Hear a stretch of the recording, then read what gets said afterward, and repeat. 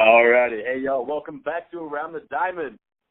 Taylor Linsky here again, and I've got my friend Chuck Taylor here on the line. Chuck, how you doing, man? Pretty good, man. Pretty good. Let's do it. Episode number 1. Yeah, finally kicking it off. First episode of the podcast. All right. The trial didn't go too bad. I mean, considering this was a quick idea, I feel like things kind of fell together pretty nice. No. Yeah. It's been fun, but I'm ready to get it started for real now. Let me ask you: Have you listened to the Jason and Evan side of this yet, as far as like their trial? No, I have not. I know they're getting started on the NFL. They're going to be kicking us off at the NFL. I think tomorrow night. Should be exciting. Definitely tune in for that. It should be pretty interesting points they make. Right, yeah, definitely getting the full round coverage. We have the baseball over on this side. Coming into the beginning of preseason with NFL around the corner.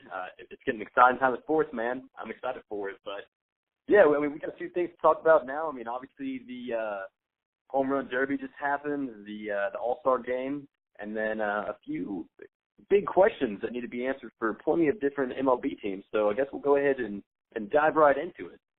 I mean, first thing, it sounds like what you want to talk about was the All-Star break that we just came off of here. So, as everyone that's listening probably knows, AL won the game, 2-1. Pretty much a pitching dominance. So, Chuck, your take on the All-Star game? I was pleasantly surprised, Tay. I mean, me and Evan talked about this in one of our trial podcasts. We didn't really know looking into it how it was going to be without the implication of the World Series home field advantage. But man, I mean, I had a lot of fun. Watching it. It was really competitive. There were stolen bases. There were diving catches. There was a lot of strikeouts. So it looks like everybody kind of brought their A game. It was really fun to watch. Very competitive. What's kind of funny is I feel like a lot of people had a whole bunch of question marks because, it doesn't dictate the World Series home field advantage anymore. So a lot of people were sitting there wondering if, how these baseball players were going to react. If there was nothing really on the line, were they going to go out and give it their all and see what happens? And to me, it seems like they did great. Yeah, it was very competitive. It was a really interesting game to watch. It was a classic All-Star game. I mean, 2-1. There's usually not a ton of offense in these All-Star games. The pitching usually kind of rules, and that's what happened in this one. It was same old. It was like I wasn't watching an All-Star game that didn't matter as much. It was really great to see. Listen, I got to tell you, Chuck, too, my favorite part of the All-Star game is when Yachty took a picture of Joe West and Nelly Cruz at home plate. That was awesome. That was pretty cool. Yeah, what's kind of cool is you don't really think about it, too. You got all these teams in the same division, and we're all competing to get into the postseason here for the baseball. But, I mean, at the end of the day, your guys playing a game. And you can see, a lot of camaraderie across the teams, and everyone's just out there laughing, having a good time. And honestly, that's probably the thing I love most about the All-Star game, to be able to showcase that. Yeah, that part was pretty cool. I mean, it was cool they got to interview the guys in the outfield, during the game, and you had the picture and stuff. That kind of stuff, looking back on it, I can appreciate. It was really cool to have everyone take a step back and not have that super competitive mentality. I'll agree with that. That was pretty cool to see, and I think the players had a lot more fun too. I mean, it was an actual break, if you could say that.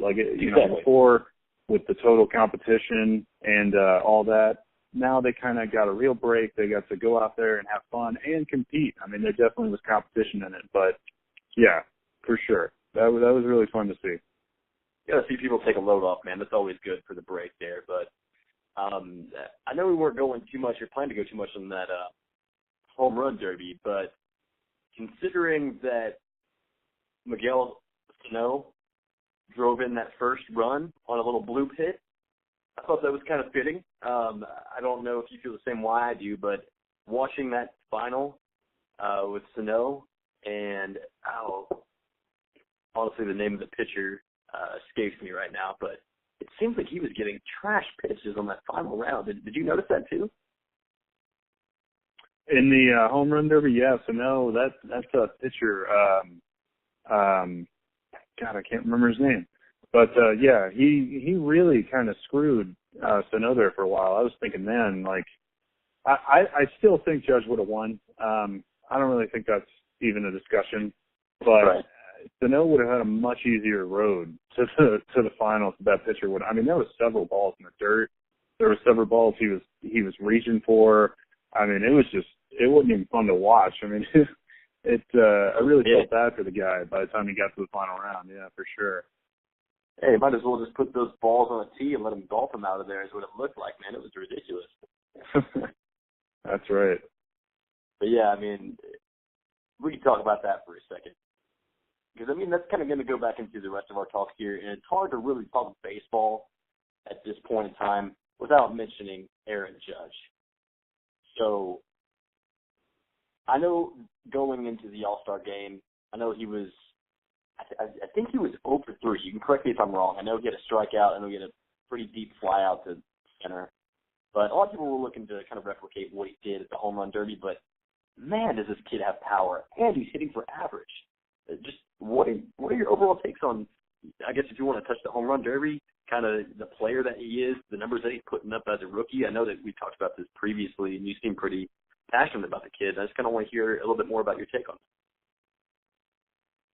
Yeah, he showed up. I mean, the home run derby, going into it, this guy, he's a guy that's successful everywhere he goes. I mean, he's a 3-star athlete in high school, football, basketball, and baseball. I think he could have had a chance to go pro at any one of them.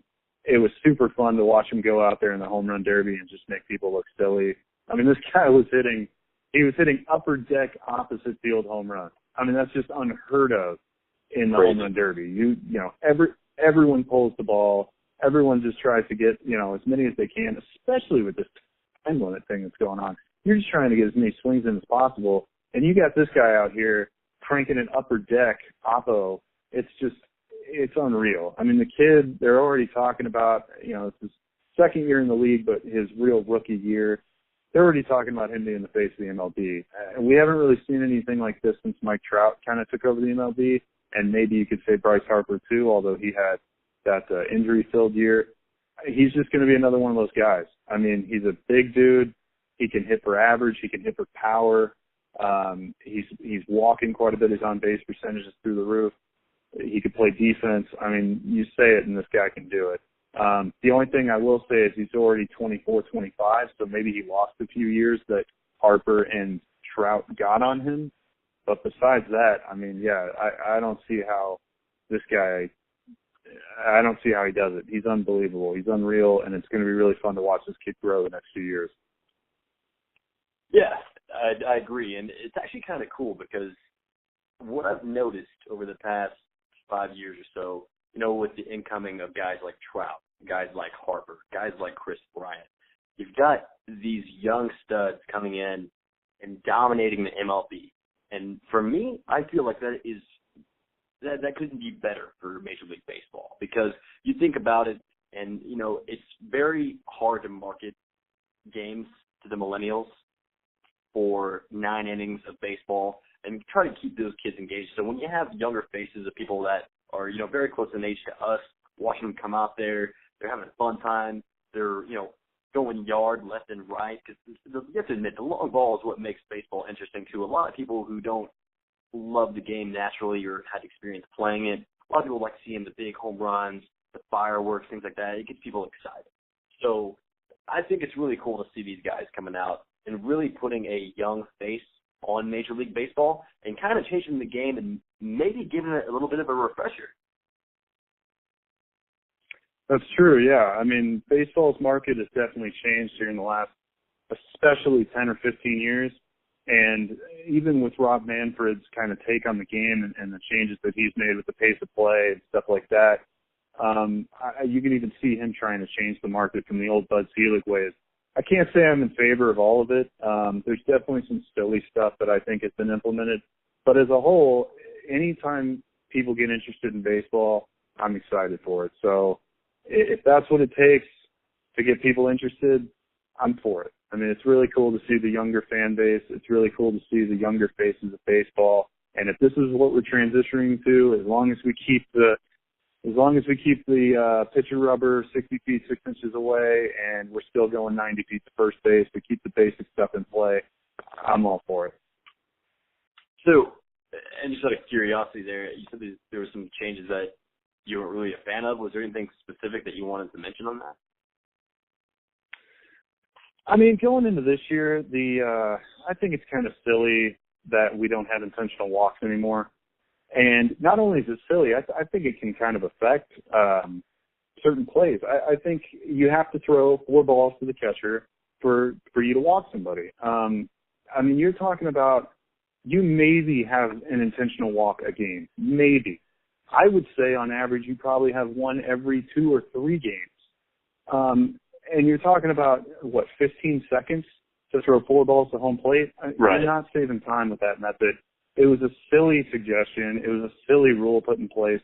And I think it really affects the game because you see some pitchers, especially in big-time situations like the playoffs or a playoff chase, where throwing the ball to home plate is not as easy as it sounds when you have 45,000 screaming fans at you. So if he can't throw the ball to the catcher and it gets behind home plate and maybe somebody moves into scoring position or even scores, then that's what happens. They should have to pay for that. That's part of the game. And the fact that we're not going to see that anymore kind of upsets me, but, I just think that was a very silly ruling, and, I don't really know what they were thinking with that one, but I can move past it. That's fine. I'll we'll kind of throw you a bone on that one there. I agree with you on that part. Because, I mean, it doesn't happen often, like you said about the intentional walks, but I have seen these games where, there is pressure situations when you're usually doing an intentional walk, and I've seen pitchers completely miss the catcher, throw it into the plate, out to the backstop, run scores. So, I think I agree. I think 4 balls for that, how much time does that really take? It's not that big of a deal. But, you understand the reasoning why they did it, obviously trying to speed up the game. I feel like they were just trying to, grasp at anything at that point to see where they could cut time, because baseball naturally is going to take a little bit longer than everything else. But, no, I sit there with you on that for sure. So, okay, well, I guess. Yeah, go ahead, I'm sorry. Oh, no, I was just agreeing with you. Yeah, it's definitely a lot of changes, but, some of them needed, some of them not so much, but, whatever they got to do to get people interested, I'm all for it. So, yeah. Yeah, I think here in the next, 5 years coming up, I think we're going to see a lot of different changes, a lot of, trying to target certain crowds, but definitely excited to see what it brings to baseball, and hopefully we get a lot more people interested in it and watching those games. For sure. All right, well, we'll go ahead and kind of sneak on down to the trade deadline. And if anybody had listened to the trial podcast that was posted, I guess that was about a week ago, we did mention the Rangers. I think back then sitting at 41 and 43, something like that. But we had the conversation, Chuck and I here, about the Rangers buying and selling, kind of where we see them at this point in the season, kind of strung out somewhere in the middle of the wild card race currently. There's no way we're catching the Houston Astros right now for the season. They're too far out, too hot, got a solid team this year. So going back on that, it was actually kind of funny, Chuck, as you sent me that link. I don't know if that was Sports Nation or who it was, but it almost looked like they listened to our podcast and wrote a whole thing about it. Is that not right? That's true. Yeah, it was borderline copyright, man. Hey, we're going to have to call them over at Sports Nation. Either they're giving us a contract or we're taking it in.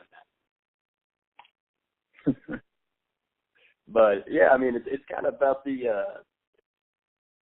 status of the Rangers right now. And, there's a few different trade deadline rumors going around. I don't know, I think there's a trade that you were talking about earlier about Jose Quintana. And then I've also seen things about the Rangers specifically trying to figure out where they're going to be at, if they're going to be in contention, if it's going to be worth it, and if not, not only shopping Luke Roy, but shopping Cole Hamels, shopping Yu Darvish. What do you think? Yeah, well, it's coming to that time of year, and we kind of went over the buy-sell question. I think everyone knows kind of our stance on it. I think we're both in the sell boat, if you will. But, yeah, it's coming down to that time of year. We got about 2 weeks left. We got several people that we can shop. I think, again, our biggest trade assets are Darvish and Lucroy. But, like I said, like that article that I sent you, they're even talking about Cole Hamels. And Cole Hamels is under contract he has a team option for next year and the following year. Now, he has something in his contract where he could opt out of that team option if he met certain standards. I think it was mostly innings and strikeout wise, but with that injury that he had this year, he will not reach that plateau, and it will be a strictly team option. So he's a big commodity. He's 34, so he's getting up there, but Cole Hamels is still a great pitcher, and he's still putting up great numbers. So I think if the Rangers are going to go in that sell motive, that they could really return some pretty good prospects for those three players, and Carlos Gomez, I think, could get you a pretty decent return. As far as who they might pick up in the trade deadline, I think you need at least 2 solid relievers to make this team. If they were, let's say on this 10-game road trip they go 7-3, and they really put themselves in a good spot. They obviously need bullpen pieces first and foremost. I think you're going to need at least 2 relievers, and some of those big names that are being thrown around are guys like Brad Hand, possibly Pat Neshek, and guys like that, kind of later inning bullpen guys. I think you need at least one guy that's going to close games, because we don't have a closer right now, and that's our number one need, and they're going to be a lot more expensive, and it's really going to break the bank in our farm system. That's why I'm more in the sell motion. But, yeah, if we were going to go in that buy motion, I think you need at least 2 solid relievers, maybe 3.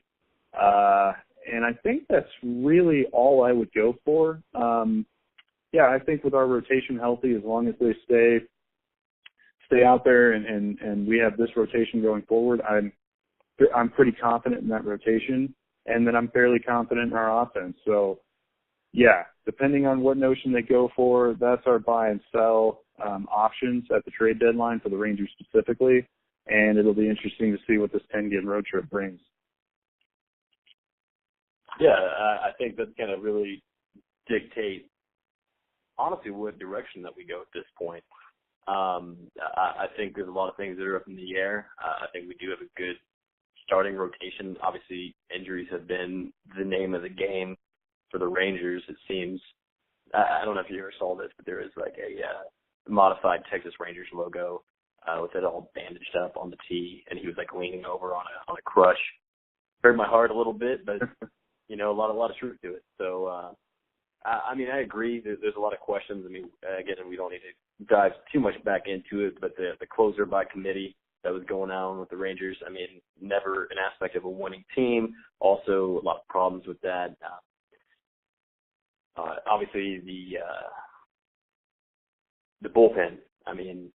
At times it's been the strength of the Rangers. At times it's been the Achilles heel. It seems like everything after the starting rotation has been a question mark for us. So I agree. I could see us hanging in there, but again, we get these 2 to 3 relievers, right? We somehow tag that wild card spot. We get into the postseason. And then what? Are you saying that by adding these relievers that we're this year going to go toe-to-toe with the Yankees? We're going to go toe-to-toe with Boston? We're going to go toe-to-toe with the Astros? At what point is it even worth it just crossing that finish line of the postseason? Like, oh, hey, I finally made it. Great. And then being the first one to leave. You compare it to going to a party. You go to a party at your friend's house. Oh, hey, it's 9 o'clock. Got to bounce. First one out. Where's the satisfaction in that? And what you talked about previously as well, you might have just mentioned that too, but the farm system. Our farm system is depleted. If I remember correctly, what you cited the last time was 21 out of the 30 major league teams is where we're ranked. So definitely the bottom third. And we don't have a lot of pieces. So we spend that money, we get these relievers, and then where are we at next year? I mean, what is the line that JD is going to be like, you know what, it's time to rebuild? And especially when we have aces performing, you know, as well as they are. I mean, you got Yu Darvish, Cole Hamels. I mean, that's great trade bait. Also, I mean, Lucroy, everyone needs that frontline catcher. And, I mean, Chirinos can more than able handle the rest of it. And you got the guys down in AAA, Brett Nicholas. I mean, where's the line? How many more years of just crossing that line into the postseason are we going to say, you know, enough's enough? We need to practice for long haul. We need to rebuild this team, and we need to make ourselves a top contender on that. Yeah, that's a good point. And I mean, you know, that's what we've been saying.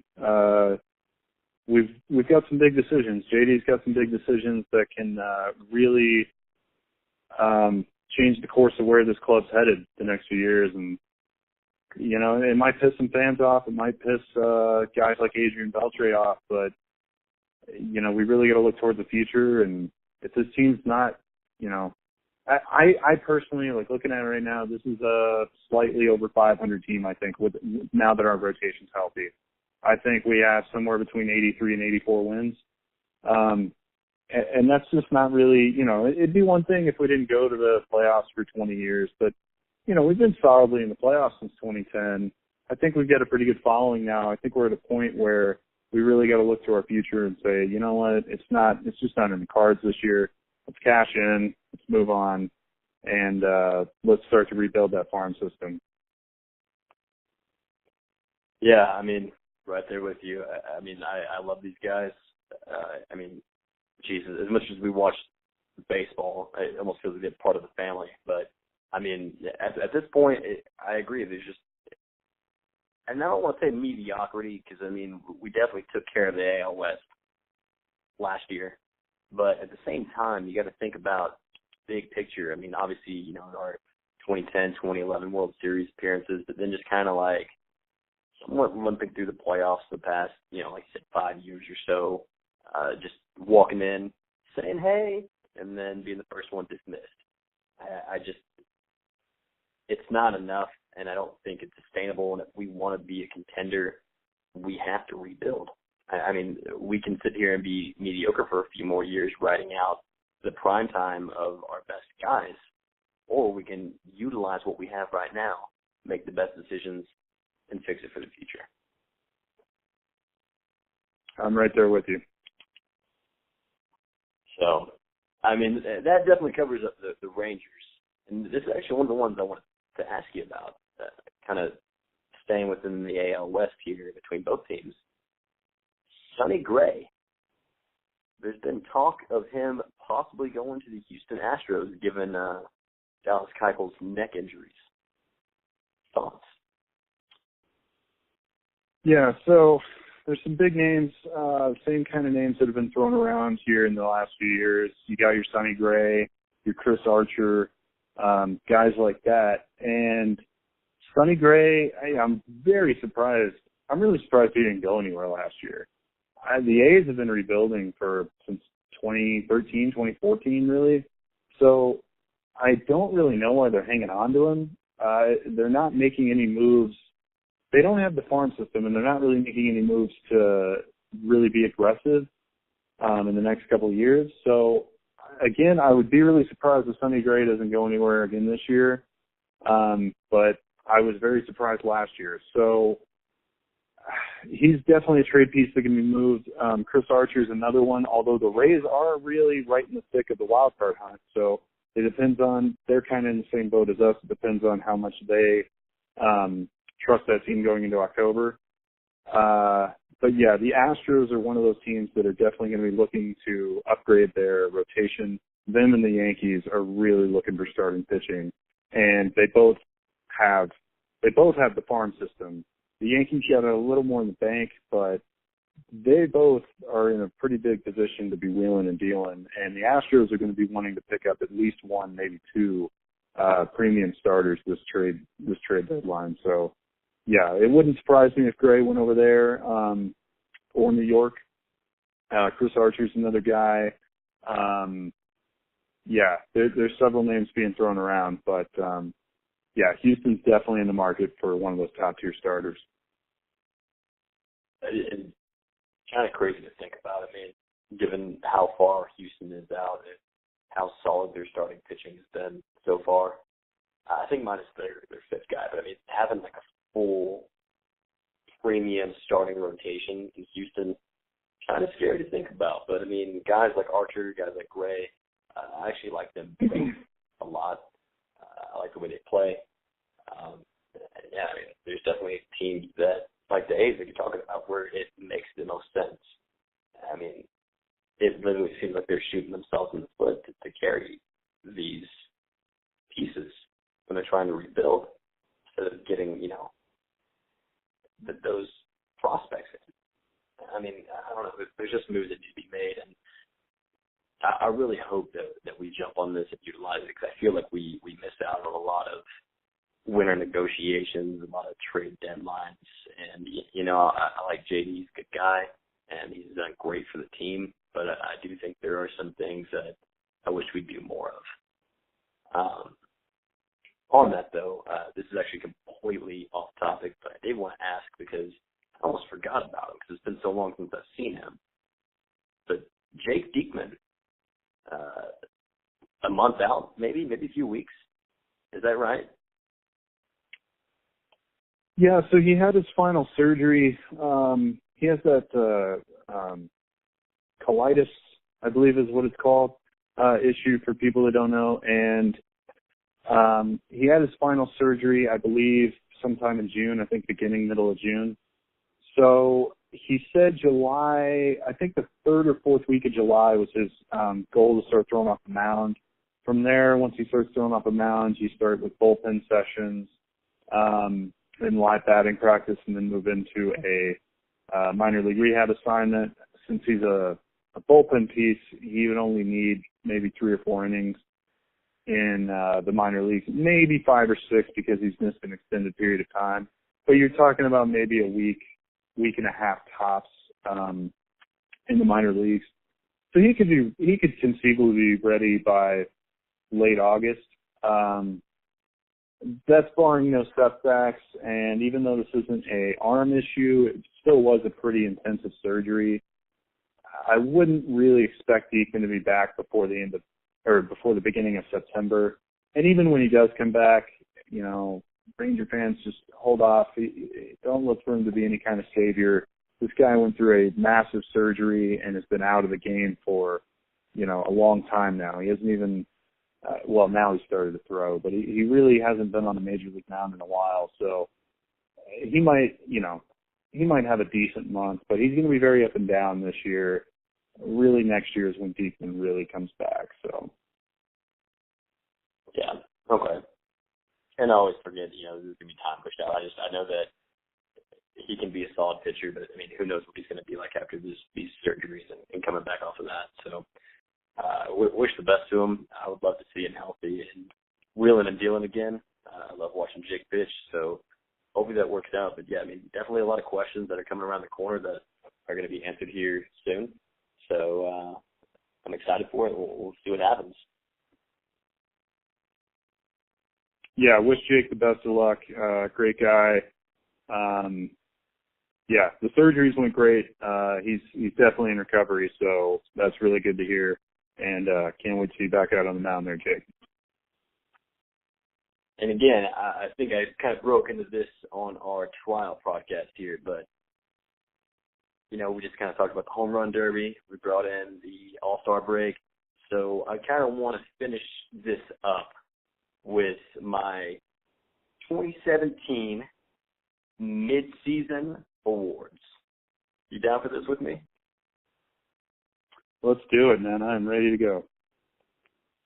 All right, well, all the votes have been counted, and the results are in, and it looks like Aaron Judge has won everything, even the ones in the NL. It's already decided. I mean, so what better way to start off an AL MVP? Can you not say Aaron Judge?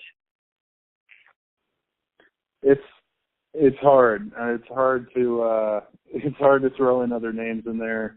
For me, Aaron is definitely the front runner. But behind him, you really got to look at Jose Altuve having another great year for the Astros. He's leading the league in average, 347. So, a great player in Altuve for the division or the league leading Astros. And then also Jose Ramirez is having a very solid year for Cleveland, batting 332, some home runs. Had a pretty good All-Star game, went 2 for 2. And then my dark horse in the race would probably be George Springer of the Astros. Springer's having a pretty good year. He had some injury troubles last year, but he came back. He's second in the league with 27 home runs.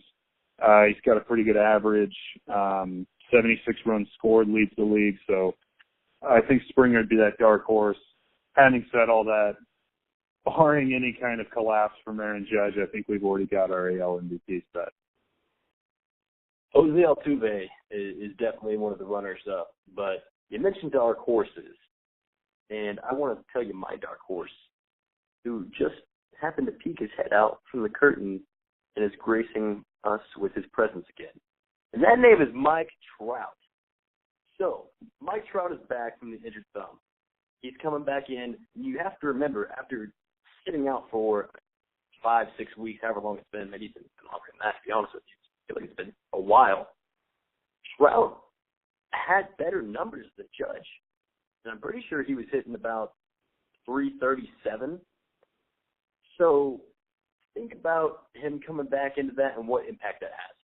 Definitely a huge impact for the Angels, who somehow have been kind of contending in the AL West, which kind of blows my mind a little bit. But Trout coming back and then going down the second half stretch, I think Trout's got a good chance of kind of setting himself where Mike Trout level is and maybe even reaffirming his place as the best in the major leagues. So I think I think that's a fair pick. Yeah, for sure. Just real quick, Trout had that injury at the end of May, so he missed a little over a month. But yeah, I mean that's a very good point. The Angels definitely could be in that wild card hunt, and that's a great dark horse pick. I think he could play a huge role in if they get in the playoffs or not, and if they do, and he's willing them along, I think that's a fine dark horse pick for sure. I mean, as of right now, I want to give it to Judge. Kind of given all the hype I just gave about Judge as well. But at the end of the day, I might have to say Mike Trout's still the best player in baseball. I mean, it's amazing what this kid does. But anyways, that's enough of the AL MVP right now. Let's transition over real quick. Switch sides. NL MVP. Who you got? Okay, moving over to the NL. So my front runner right now, I gotta play favorites and go Bryce Harper. This guy's unbelievable. He shows up every year. He's having another year batting 325, 20 home runs, 65 RBIs. So this guy's a stud. He's one of the best in the game. Doing it again for the division leading Nationals. But I mean, they got 3 guys hitting over 325 with him, Murphy, and Zimmerman. So the only problem with Harper I see is that he's going to be in competition with his own teammates for most valuable player in the league. Well, I mean, is he the most valuable player on the team? That's the only thing I see setting him back. But along with him, I think Ryan Zimmerman is another candidate for MVP. He's having a huge bounce back year. I think he'll definitely get National League comeback player of the year. But he's at 330, 19 home runs, 63 RBIs. So both of those guys are definitely up there for me. If I had a third one, I'd probably go Nolan Arenado of the Rockies, who's tearing it up this year. Along with that bat, he's got a great batting average and, swings for power too. But along with that, he's got Gold Glove defense on third base. amazing talent. And then finally, to wrap it up, maybe a dark horse. I know I'm kind of impartial to the Nationals and Rockies, but I really love what Charlie Blackmon has done so far this year. Batting .319, 20 home runs, made a showing in the home run derby. So Charlie Blackmon's been a really great, and he's a great center fielder. So that's my dark horse. But man, I mean, like I said, the only thing going against these four guys are the competition on their own teams. So it's definitely not as clear of a race in the NL. I think there's a lot of people having great years, but those are four of the guys that I think are going to be up there at the end of the year. How crazy is that? I mean, just to think about that right now, having 3 NL MVP candidates on the Washington Nationals altogether. That's insane. It's nuts, and I didn't even mention Rendon's hitting over 300 too. I mean, you talk about an offense, they've got it in Washington.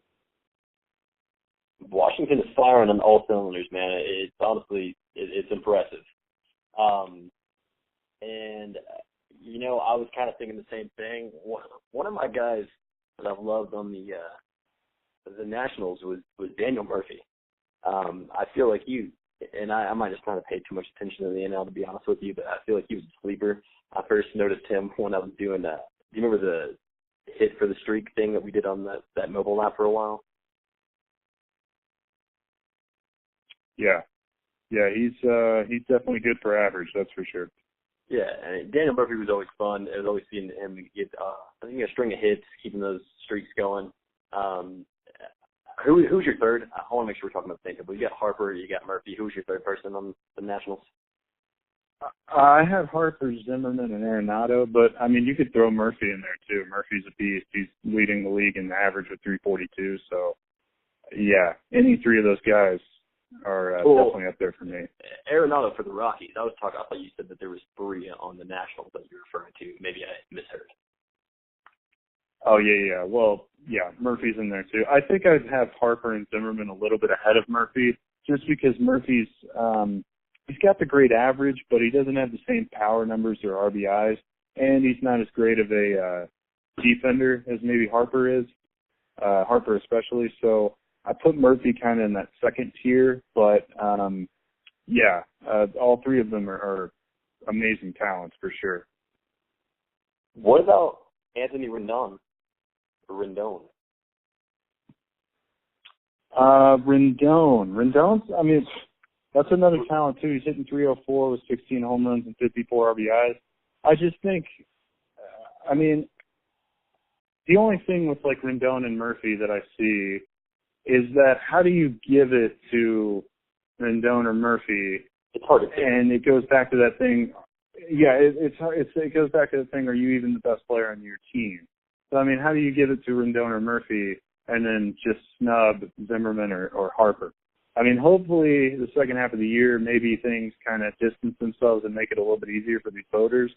But, I mean, it's going to be hard come Judgment Day if both the Rockies and the Nationals have pretty good spots in the playoffs and you got all of these guys still competing at the same level because, I mean, I'm having a hard time separating them right now. I can't even imagine at the end of the year when the guys are actually deciding who wins this thing, how they're going to separate these guys. It's pretty nuts. Here's my pick, and I agree. I feel like it's hard to differentiate in Washington. I feel like that's going to impact them when it comes to NL voting. But I was reading some articles, and this surprised me. And given he's had some time off and played all the games here, but Justin Turner of the Dodgers, he's batting .377 right now. 10 home runs, 37 RBIs. Wow. I mean, I didn't even realize. And he's walking in 11, almost 12% of his plate appearances. He leads the MLB in on-base percentage. And he's doing all of this at third base. I don't know. He's not the best defender, but, I mean, what great numbers that is. Yeah, Justin Turner's tearing it up, and he got in the final vote for the All-Star game. None of his numbers qualify quite yet.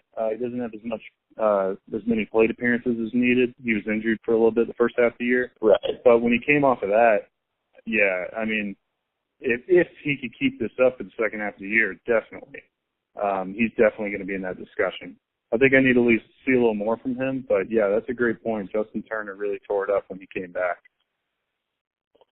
Yeah, I mean, and I didn't even realize that. I mean, I guess for some reason that slipped under the radar for me as far as those numbers. I was just reading a couple of articles, kind of catching up on the NL here, and saw something mentioned about Justin Turner, and I mean, given the Dodgers' complete dominance this year too, I mean, I can see it happening. I mean, you can't say Dodgers without Clayton Kershaw, maybe the best pitcher in the NL. I mean, I don't know. I mean, for me, I think it's going to be between possibly Justin Turner, see if he can keep pace like you're talking about. I know Nolan Arenado is great, but if you're going to give it to somebody on the Nationals, how do you not give it to Bryce Harper? And, you know, I think that's going to be my pick. I think I'm going to roll with Bryce Harper as an MVP. That's a good pick. That's solid. Well, we'll have to see how what the second half brings. But, yeah, it's always hard not to give it to Harper. He's amazing talent. All right, and last two before we wrap it up here, Chuck. We got to go to Cy Young. AL Cy Young and NL Cy Young. So let's go ahead and start with the American League. Who do you got? American League. I think you got two guys leading the race right now in the first half, and then you got two guys that, depending on their play in the second half, could definitely push their way into it. I think right now Chris Sale and Jason Vargas are my two leading the way. Both of them had incredible first half numbers. Sale, of course, got the start in the All-Star game. But, you know, you look at Vargas, he's leading the league in ERA and wins with 12 wins and a 2.62 ERA. He's just been on fire. Chris Sale, 178 strikeouts. That's almost 30 more than his closest opponent in Chris Archer with 147. So, you know, I mean, just blowing away almost 200 strikeouts to break. That's insane. The two other guys that could kind of pitch their way into it, I think Irvin Santana is definitely up there and a guy you got to talk about. Top 5 in ERA. You know, Evan. He kind of faltered a little. Yeah. He kind of faltered a little bit towards the end of towards the All-Star break, but he had an amazing April and May. If he can somehow replicate that in the second half of the year, I think he's definitely got to be in your discussions. And then finally, a dark horse, Corey Kluber for the Indians. Kluber's always kind of in this discussion. He's third in ERA right now. His team didn't really help him out a ton as far as wins in the first half. Cleveland definitely had their struggles. But if Cleveland seems to find their rhythm like they look like they are, Kluber can definitely pitch his way into that discussion for sure. Definitely agree. You know, I don't have much to say on this point. My answer, Chris Sale. And it's firm. But again, I mean, if we're going to kind of, you know, just debate it for those purposes, pretty much everyone you said with Vargas, with Kluber, Santana, shout out to you, Evan. I mean, all these guys have been great. But, I mean, Sale's pitching on another level. Like, what an acquisition for the Boston Red Sox. So, I mean, all great points that you brought up there, and I think those are – I feel like you pretty much rounded up the contenders for the Cy Young Award in the AL with those names. Just for me, I'm going with Sale. Yeah, Sale's got a .9 whip. That's just stupid. That's stupid. That's video game numbers, and this guy's playing a video game out there. Just about to say that, man. Took the words out of my mouth. Video game numbers, Chris Sale. Congrats. All right. I'm pretty sure we're going to be on the exact same page here, too. NLCY Young. Who's the side? National League, it might even be harder because you got two guys. I'm in the same boat. I got two guys that are just kind of fighting and clawing it out, and then two guys that could definitely pitch their way into it. It's all about.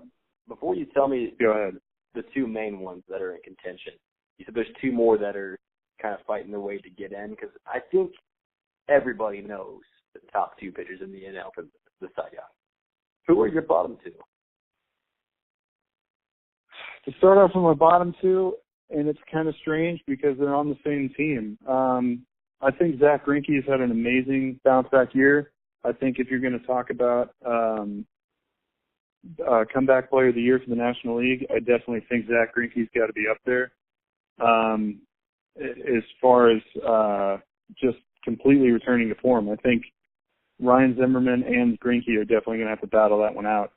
But Greinke's had an amazing year. He's top 5 in ERA at 2.86. That Diamondbacks team is pitching great.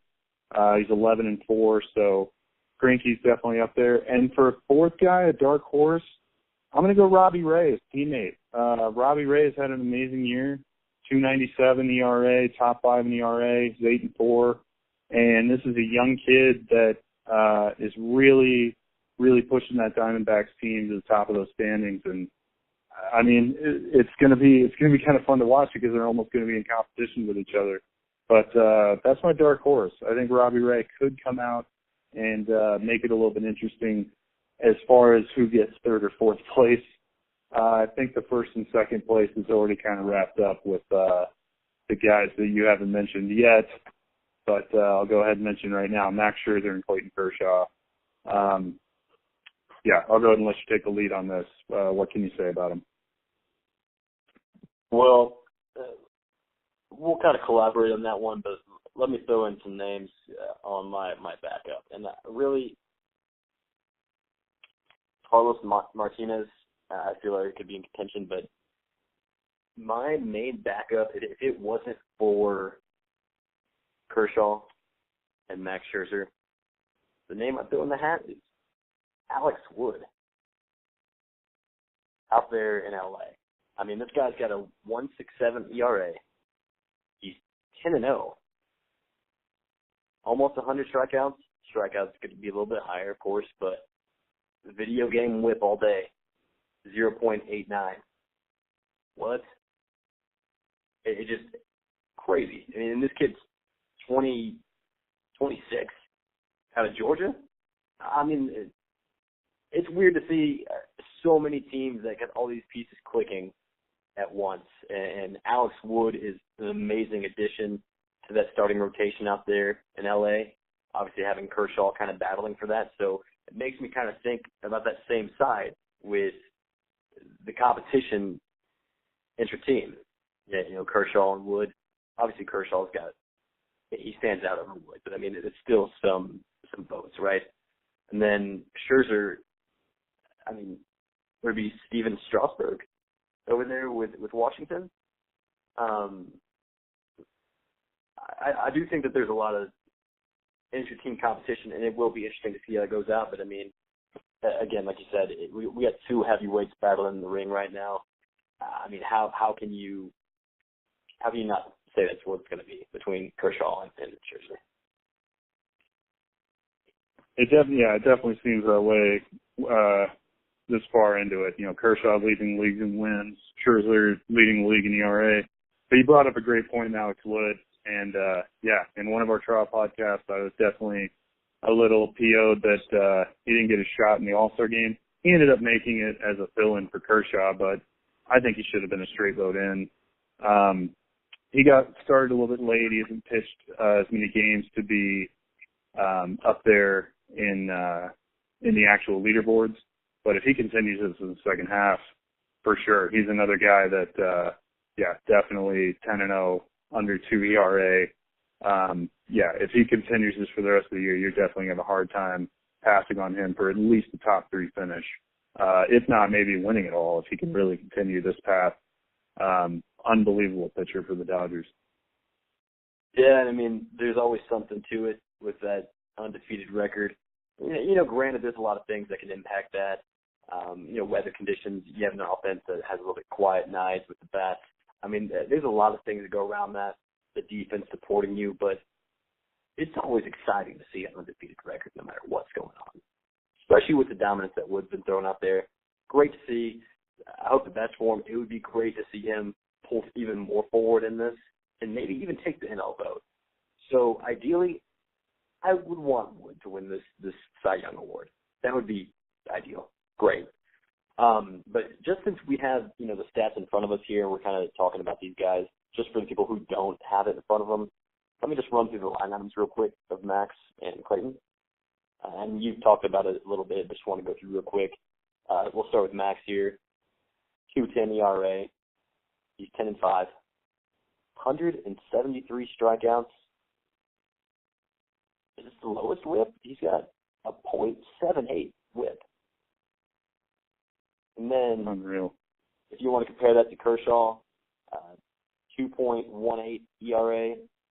The man is 14-2, 159 strikeouts with a .88 whip.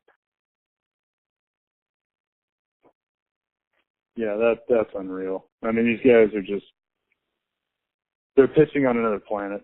Scherzer's.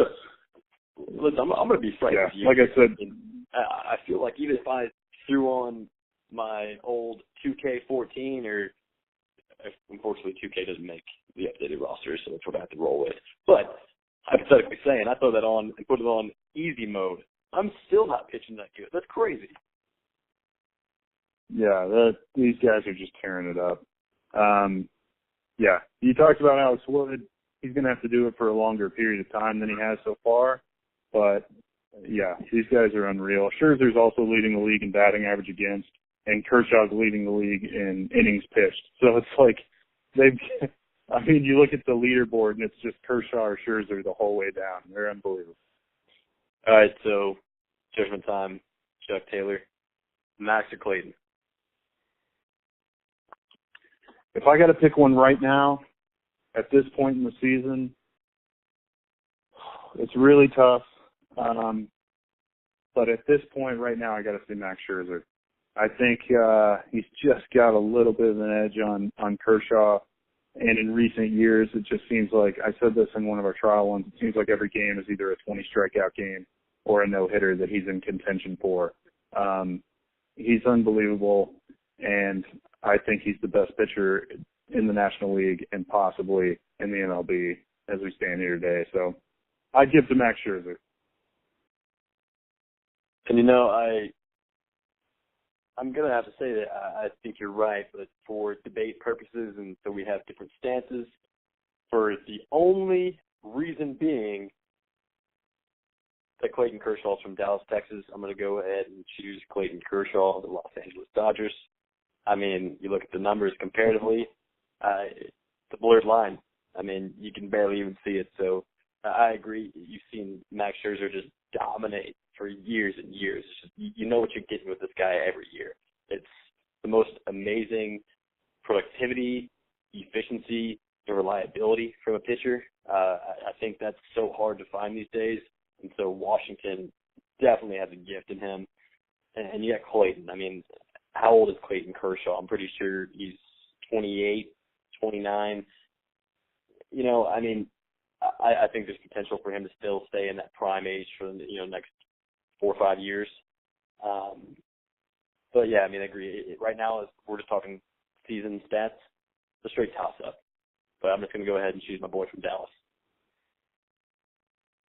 That's fair enough. Got to pick the home kid. So yeah, they're both amazing. I wouldn't be upset with either one of them winning it if the event was today. So yeah. Yep. So I definitely agree with that. And there's some other stuff that I wanted to mention, but we'll tackle that a little bit next week. I know that you were super excited, as was I, about the Tim Tebow walk-off. Shout out Tebow. Yeah. We might hit that next week. Don't look forward to it, listeners. Nah, just wanted to throw it out there because I know your opinion of that situation. But either way, no, Chuck, hey, great having you here. Glad we always got to do this broadcast once a week here. Very productive talk. I think there's going to be a lot of unanswered questions that are going to come to fruition here in the next couple of weeks. So we're kind of getting into the exciting time of baseball. That's true, man. Unpopular Opinions, episode 1 in the books with Around the Diamond. All right. Hey, guys. Love it. Definitely appreciate you tuning in with us, Chuck. Appreciate your time and your opinions here. And this is Taylor Lemsky from Around the Diamond giving you a sign off. Thanks, guys. Subscribe.